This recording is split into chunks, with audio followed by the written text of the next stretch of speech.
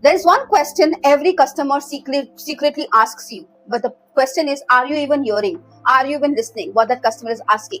Now, the thing is, what we actually think that we are looking at the prices for customers, we are helping them decide, we are helping them give a better option. But the secret question that the customer is asking, we are not even willing to listen. So forget about, actually tackling them or actually answering them. So let's discuss about the same. Hi people, welcome back to your channel Dreamport Journey with Arpita. This is your host, and now we are on the series which is inside, the soul of Bonus Q or Bonus Q season 2, episode 3 of the question, the invisible question every customer secretly asks. Now, the thing is, many a times you would have realized that, there are only few customers who actually say it loud, that, that what is the question that they are actually asking. And the thing is, if you do not hear it, technically you are actually wasting your entire conversation, solving the wrong problem for the customer, because you did not even hear what was the problem that he had, or what was the issue that they have.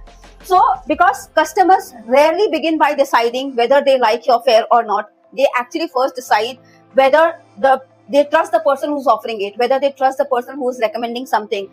Every recommendation that you make, every answer that you give, every option that you suggest, quietly that answers one invisible question for a customer. And the question is, whose side are you on? Mine or yours?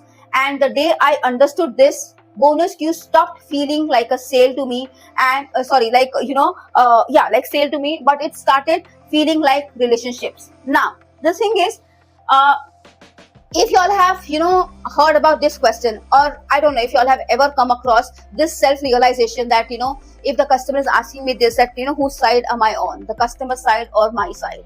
Now y'all will be like, Arpita, how do you know that customer is asking this? Well, it is the customer who gave me the question, and they are the ones who gave me the answer. On Wednesday we spoke about Linda, and remember I told you all that how she referred a lot of people, like she just randomly used to call and she would say, okay, talk to my friend and everything. There was one booking where all of these 10 people were going to Chicago for some community work. And then there was one of her friends, Konji, and he said that, Linda, this is, surprising. We have first time found an agent who's actually is on our side, not on her side. And, to me, it took me by surprise. I was like, what does this mean? And then I just told him, I said, what do you mean? Because I genuinely did not understand what he was trying to say. He said, because we have been traveling, like we have been doing these community services for quite a long period of time. And, every time when we speak to an agent, they always think about their commission, their tip and everything. Rarely do we find an agent who's actually thinking from a customer's point of view, that if the customer needs a certain fare, then they will give that certain fare. And you are one of them. And that's a compliment that I'm giving it to you. Don't take it otherwise. And that stayed with me. And which is one of the reasons these customers, these stories have taught me so many things, and that is the reason I'm openly sharing it with you guys, so that you all understand that the next time when you go to Bonus Q, ask yourself this question: whose side are you going to work for, yours or theirs? Because see, eventually everyone will have different choices, everyone will have different answers. It all depends on you. What do you want to work for? I am not here to say that if somebody is working on their side, they are wrong, or if somebody is working from the customer's point of view, they are wrong. That's a lesson, that's your call, and you have to decide, because on that call your relationship with that customer. So I'm no one to comment on it, but this is how I work. Okay, so now one mistake that every Bonus Q consultant makes, especially in the beginning, is believing that customers are actually evaluating flights. But they are not evaluating flights, they are not evaluating fares, they are not evaluating recommendations. What are they evaluating? They are evaluating you. They are evaluating the travel consultant who is on that call with them. The first question they have is, will they tell me the truth? Remember, Linda told me in the beginning, don't expect tip, but that doesn't mean that you will increase the price, because I'm not going to give you the tip. Now tell me honestly, I'm sure everybody who's watching the video, 99.99% people have done this, that the minute you know that the customer is not going to give you the tip, you will immediately increase the air markup on the ticket, because you don't want to lose. Nothing wrong in it. But customers also know this, that you will do this. Linda was not somebody Linda was not told by this a travel agent. She knew this, that if she is not going, so imagine she told me beforehand. That means the customers are well aware. They may not show you, but they know all the tricks all the tricks that you use to increase your air markup or to increase your commission. And that is the difference between what you are offering to the customer and what another agent is offering to the customer. So they always evaluate that will you tell me the truth? Will you recommend what's genuinely best for me? or only what's easiest to sell. Now, like, I have seen people, I am again not naming it any, but I have seen people that, sometimes when they know that maybe this option is not good, but if the customer is willing to buy, they'll just tell that, okay, go and buy, because that's what the customer wants. But the thing is, that's what I'm trying to tell you, that to build your today, you are actually destroying your tomorrow. Because if your first interaction did not start with honesty, did not start with integrity, did not start with, transparency, why do you think that this A customer will return to you for the next, multiple trips? Because every customer takes, 1 or 2 trips in a year. Even if it's not in a year, maybe in another 2 years, they will have friends, family, and it's the trust that you build. Because remember, we are doing a series for entrepreneurship. Entrepreneurs are not built by, giving the discounts or anything. They are built by actually saying what is true, what is honest, by staying transparent. So the interesting thing is, customers don't ask those questions directly. Instead, they always watch, they listen to what you say, they notice all the small things, and those small things determine whether the relationship continues long after today's booking. Now, if you all, look at our series, that is the reason I told you about all of these things in the initial series, series 1, series 2, series 3, series 4, because I wanted you all to understand the basics before we, before we talk about this larger impact of how those small relationships actually, small things, actually play an important role. And that is the reason why this series curriculum was created in a manner that you all understand right from the start, where you can avoid making those mistakes. Now, the biggest mistake, most consultants think is, trust is built during the big moments, like, when you find an amazing fair, like, customer did not find that fair anywhere and you found the fair for them, when you actually close the booking, when you rather solve a complicated itinerary. But I don't think that's when trust begins. Like I again said, there is no right or wrong ways. It's my way. So I'm just talking about that. Trust begins much, much earlier. It begins in the ordinary decisions. Like, for an example, do you genuinely admit when the promotion has already ended? What do we do when the promotion, like when you cannot find the promo fare? What is the first thing that we tell the customer? The dates, that these are the dates that the promo fare was available, or maybe, you need to just travel for these 2, 3, 4 days, or, the promo fare is only available from Monday. Like, you keep lying. Do you all think that customers don't understand? So do you accept honestly that the promotion, that the promo fare is no longer there? Do you tell the customer another travel date would actually genuinely save them money? For an example, when Linda came to me, she was looking for she was looking to depart the next month, but I told her it's not available. And when she opened her calendar, I gave her the travel date after 10 months. So that means Linda had a choice that she could even book later. At that point in time, I knew it was costing me my sale, but I still chose to do it because I wanted to be true to what she's looking at, because I understood what she was actually looking at. So, do you recommend waiting even if that means risking your today's sale? Do you answer the difficult questions honestly? And sometimes those honest answer doesn't immediately benefit you. Like I said, those moments seem small, but customer notices every one of them, because every decision quietly tells them that this consultant is working for me, or this consultant is working for themselves. Now, this is exactly what Linda did when she was, trying to test my patience, when she was trying to test, whether she is not going to give me a tip. How will I work then? Will I just, add any other thing, or will I still be, true to herself? Like, will be true to, her decisions and everything. Even though I knew that, she can always book the ticket on a later date because she is anyway going to travel 10 months down the line, I still chose to tell her honestly. So sometimes, yes, you take those risks, you take those calculative risks where it can, maybe not give you an immediate result. But in the long run, trust me, these customers, when they come for you, they will always come for you. They will not go with somebody else. In fact, I think I was on a vacation. I was traveling to some other country. And at that point in time, Linda had called me. And I wasn't available because I was on vacation. And somebody had answered the call, and, she had actually, because she get promo fares, right? So she had called ASAP tickets and I wasn't available. Then she saw, promo fare from some other company, which is Vagamo, which is also our wing. And she called somebody in Vagamo, and then they said that, yes, this is what is available and so and so. And then she said, oh, this is the same price even ASAP tickets give me. And this consultant, like I said in my previous video also, we are not supposed to say that Vagamo and ASAP tickets are same, or any other wing. We cannot say that, we are all sister concern or whatever it is. The minute he said that, oh yeah, Vagamo and ASAP tickets are same, so I can get you the same thing. And then immediately she said, oh, if it's same, then just transfer me to Arpita. And he said, then he of course transferred the call to me. And like I said, I wasn't available and everything. And then the sale never happened with the other agent. Why? Because he mentioned my name. The minute she heard my name, she said, no matter it is, even if she's gone on vacation, I'll wait for her to return. And I actually returned after 20-25 days, and I called her.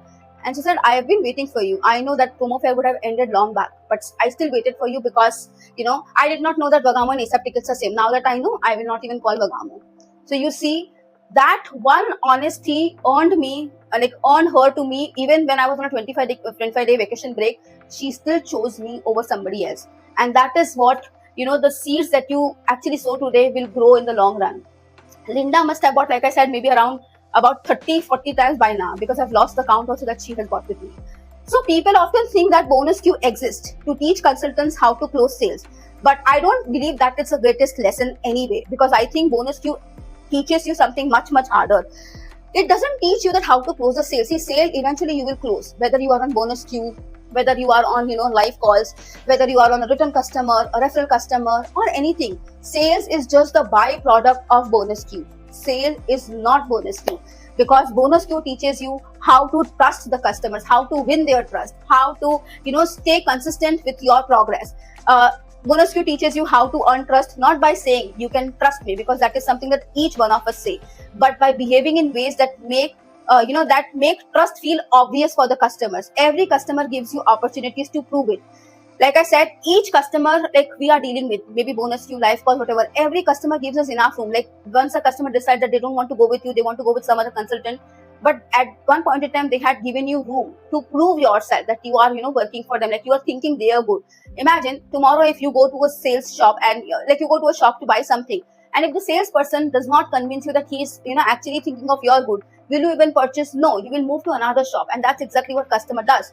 Sometimes, it also means by saying to the customer that I don't think this flight is the right one for you. Sometimes it also means that you have to explain why waiting another day might be a better decision for the customer, in terms of fare, in terms of baggage, in terms of, XYZ, anything. Sometimes it means admitting that I can't beat that fare today. Imagine Frank, episode 1. I was, very clear that I can't beat that fare. I can't do anything. So you have to tell it honestly. Forget about what is going to happen after that. Just do your work right now. Once you are done with your work, don't worry what the result would be, because if you have done your work with all honesty, you will get the results. Trust me. Ironically, these moments often strengthen the relationship. People don't understand this right now, because you're so much focused on today's result, today's effort, today's sales and everything. You all feel that if I let this customer go, I will again be stuck here. But you all don't understand. These are the small lessons that you are taking ahead with you. When you're going for a next day, you are taking these lessons unconsciously, consciously, whichever way you want to say, but you are taking these lessons. The only thing is you're not measuring it on your invoice. Far more than winning the booking ever could, because these are the moments, like I said, they strengthen the relationship far more than winning the booking ever could, because customers remember something much, much longer than prices. They remember how safe they felt making decisions with you. And this is exactly what our series 2 was dealing with as well. That customer needs to be secure. They needs to be, they needs to feel that emotionally safe and, grounded with you. So tomorrow, I want you to do something very interesting. Now tomorrow, when you enter the bonus queue, when you pick up the leads from the bonus queue, I want you to try something different. Before every recommendation that you make to the customer, pause for a moment. Think about it. Ask yourself silently that if I were this customer, if I was the one who was supposed to make this booking for my family or for myself or for my friends or anything, what advice would I genuinely hope someone gave me here? And that's exactly what I tell people when they come to me, in my personal GChat. I always tell them I became successful in sales because I never sell the product as a salesperson. I always sell the product as a customer to another customer, because this is something I always do. Remember, I told Linda also, if I were you, I would have taken it.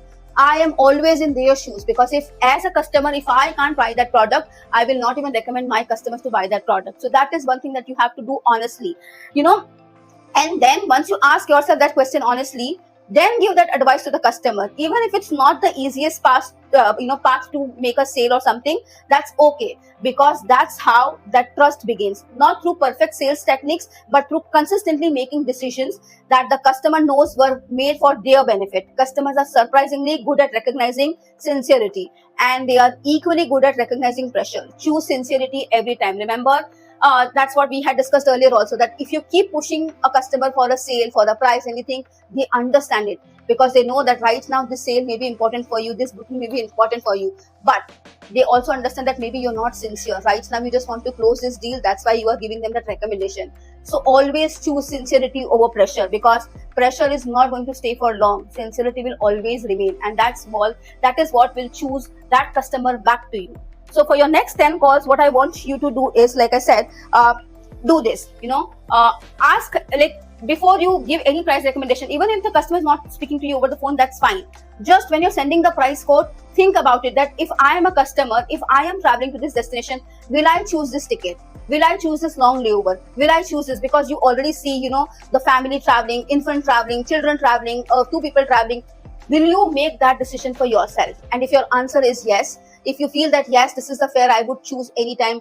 If your answer is yes, that this is the itinerary I would choose every time. If your answer is yes, that this is what I would want to go with, like this route or this airline or whatever. If all of these, the answer is yes, then certainly go ahead and ask the customer. Send the customer.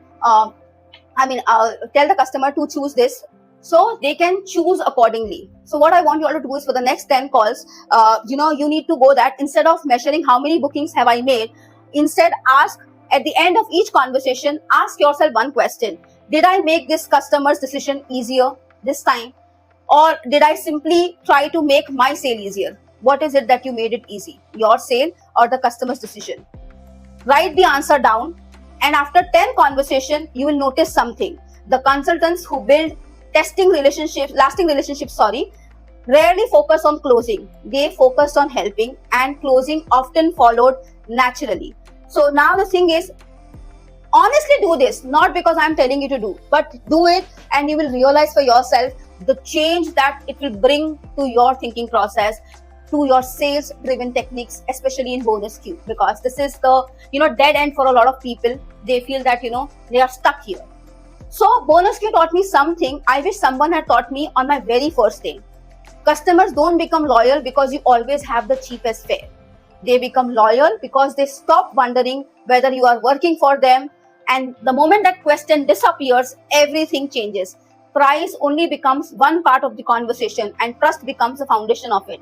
And that's the kind of consultant customers will always and always remember. So next Friday, we are going to talk about another invisible habit of bonus queue, one that quietly damages conversations before they even begin: assumptions. Because this is something that we like to do, assuming that this lead is no longer interested, that this lead is waste, that this customer is no longer to take it, that this customer, assuming.